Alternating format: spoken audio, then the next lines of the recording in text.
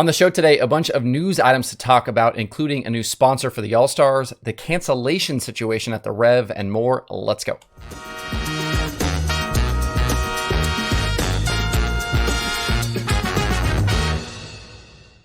Today is Wednesday, March 9th, 2022. Welcome into Dirt Tracker Daily. I'm Justin Fiedler.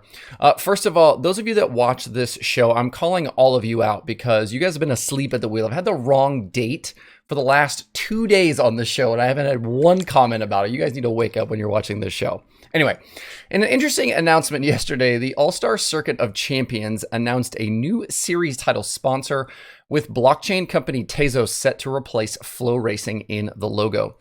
Flow itself had already entered into a partnership with Tezos, and it seems as though this deal for the title sponsorship was brokered through the relationship Flow already has with the sprint car series owned by Tony Stewart.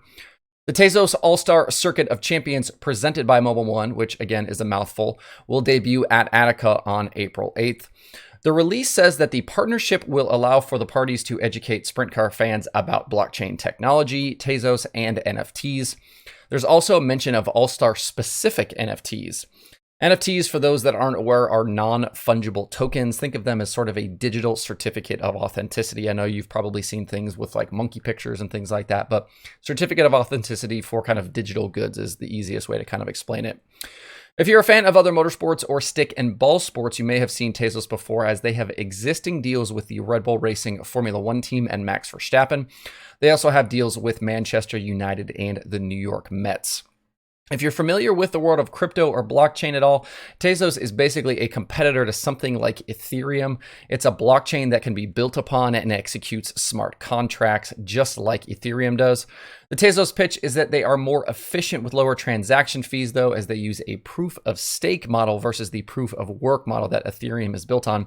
Consequently, though, Ethereum is actually set to swap to a proof of stake model sometime this year. These two models are how the networks verify transactions and update the blockchain itself. If you've seen the big Bitcoin mining operations, those kind of huge buildings filled with computers, that's for proof of work. Requires a ton of computing power to kind of do some of the math that's necessary for that proof of work. Whereas the Tezos proof of stake model does not do that, but there are other trade-offs. That's kind of your blockchain lesson for the day. I'm curious to see how this partnership plays out because the dirt racing community isn't exactly known for its forward-thinking approach when it comes to technology. I know a lot of folks that are watching or listening to this episode, and those that regularly attend dirt races are probably not super educated on the blockchain and things like NFTs, or maybe even interested in them at all. Some of you may own crypto through things like the Cash App or Robinhood, and yet others probably think the whole thing is a scam. So I'll be interested to see how the series handles this education and activation going forward, and what exactly fans are able to get from this. I do like that a company like Tezos is getting involved and taking a chance on dirt racing, though. I think it shows how valuable the sport has become in recent years. As this partnership rolls out, we'll talk more about it in the future and exactly kind of how all of this is happening and what it exactly means with all of this education. You can see more on the announcement at allstarsprint.com. We've already lost the Lucas Oil Late Model Dirt Series races that were set to happen this upcoming weekend because of a poor forecast. And as of yesterday, we've also lost the World of Outlaws Late Models at the Rev as well. And released from the series, they mentioned rain already this week, with more to come over the next few days, along with cold temperatures as the reasons for the cancellation. Fans with tickets already purchased will receive a credit for future events or can request a refund. The next events on the schedule for the Outlaws are March 25th and 26th at Cherokee Speedway in South Carolina. Now, normally that would have been the end of my mention of this announcement, but wait, there's more. Just to give you a little background here, these two nights for the Outlaws at the Rev were set to be the final on the dirt track before the dirt was removed from the facility. The Rev is a 3/8 mile track in Monroe, Louisiana that was being operated by Nicholas Brown and country singer Dylan Scott, but those two were leaving the facility behind following this Outlaw weekend. So clearly having this weekend canceled is a blow to those guys operating the track and the fans that were hoping to attend one more time. Following the announcement, Scott took to Facebook to express his disappointment, and he talked about how he wasn't certain why the event was canceled to begin with. He mentioned the weather, but also that it sounded like ticket pre-sales for the event were not great. If you look at the forecast upcoming, Friday appears as though it will be a wash. Rain chances are near 90% right around the time action would have gotten underway. And then the Saturday high is only 49 degrees, so getting that track ready in the cold after rain the night before would have been pretty challenging, I think. Scott mentions they offered to run Saturday and Sunday instead, and that World Racing Group didn't want to do that, hence the cancellation. In this instance, I see both sides. I understand the disappointment from the track folks, especially for what was supposed to be their final weekend. It sucks to not get that last show in. But on the flip side, it's a huge risk to show up to the Rev this weekend with wet weather and cold temperatures in the forecast and put on 2 nights of World of Outlaws racing. With low pre-sales and that forecast, there is no guarantee that fans will show up, regardless of what the promoters say and what commenters on Facebook say. When there's weather involved, like I've said before, nobody wins. The fans, the track, the competitors, the series, everyone loses. And with the rising cost of parts and fuel right now, I'm not sure how much sense it makes bringing 25 or 30 or more teams to Louisiana, maybe to get one race in, potentially on a heavy racetrack, and for both the track and series to lose money. It's just a crappy situation all the way around. And if you bought tickets to this event, don't believe what you read on Twitter or Facebook. You can get a refund. Head over to worldofoutlaws.com and fill out the refund form. Just a bad situation, that's all it is.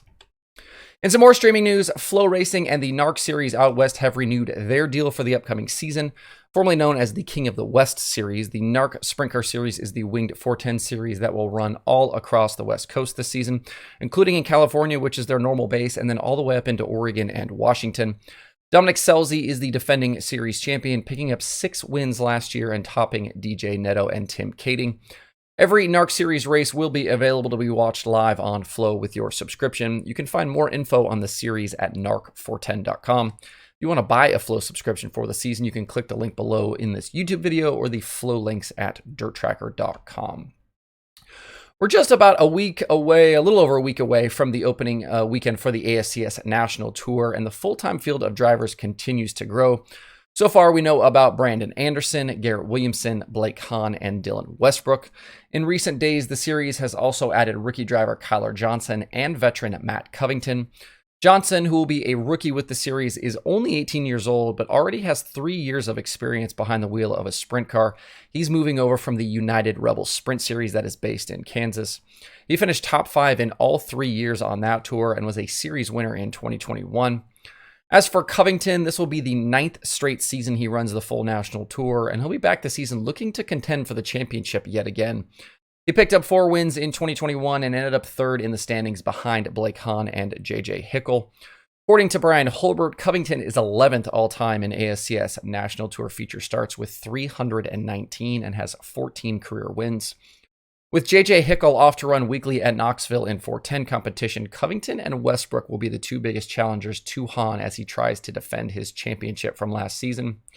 On top of those 5 drivers, I also saw a tweet from Scott Traylor that Jason Martin is joining the tour as well, though we haven't seen anything official yet. Martin ran part-time last year and picked up a win, 3 top 5s, and 5 top 10s in 11 feature starts. The 2022 ASCS season is set to get going on March 18th and 19th at Devil's Bowl Speedway in Texas. If you're looking for other dirt racing content this week, there are plenty of new podcast episodes. Winged Nation has Mike Hess. Loud Pedal has Lauren Stewart talking the Shamrock Classic. Forward Bite has Dylan Scott, who I just mentioned, and Carson Ferguson. Ohio Dirt has Jerry Bowersock. Passing Points has Ronald Helmick, and there are new episodes of the Dirt Reporters and the Dirt Nerds. To see the full list of shows and episodes, hit up dirttracker.com/podcasts. And for my YouTube watchers, besides the usual round of weekly highlights, there are new videos from Swindell Speed Lab, Hunt the Front, David Gravel, Ryan Missler, and Tanner Holmes. You can find links to those videos and these YouTube channels on the Dirt Tracker YouTube channel, or you can visit dirttracker.com/videos. There's a whole bunch of stuff on that page as well.